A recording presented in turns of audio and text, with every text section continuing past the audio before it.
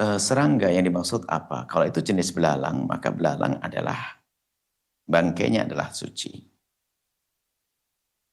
Jika yang dimaksud adalah jenis seperti lalat, nyamuk,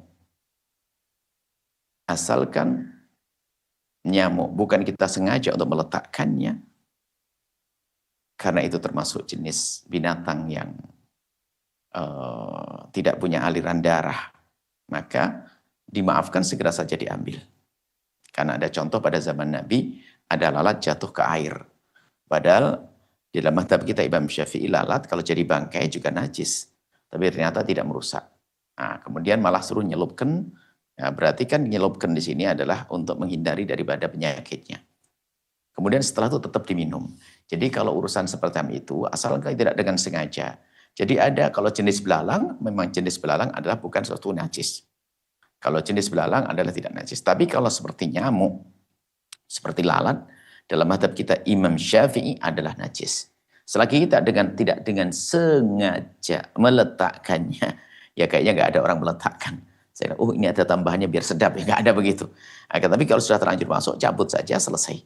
Dan itu tidak akan menjadikan rusak semuanya.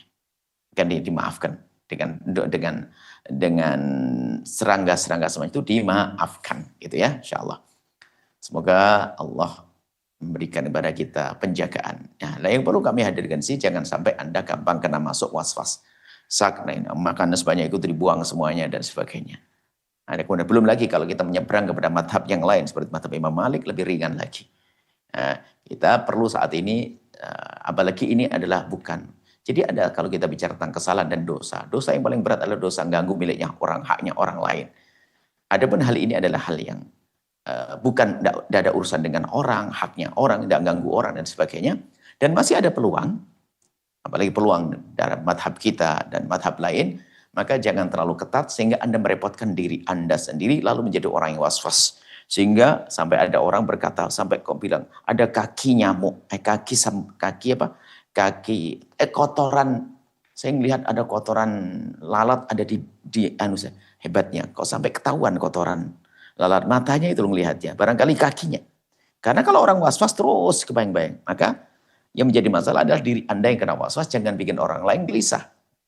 Sehingga ada serangga satu, cabut, dibuang, selesai. Oh, nanti masakan sebanyak itu langsung dibuang.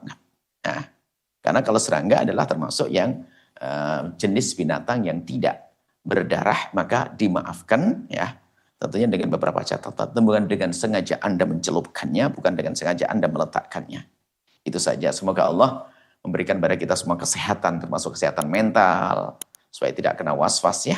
Allah berikan pengampunan dan semoga Allah mengangkat derajat kita semua. Wallahu a'lam bishawab. Setelah Anda menyaksikan video ini, jangan lupa berselawat kepada baginda Nabi Muhammad sallallahu alaihi wa alihi wa sahbihi wasallam.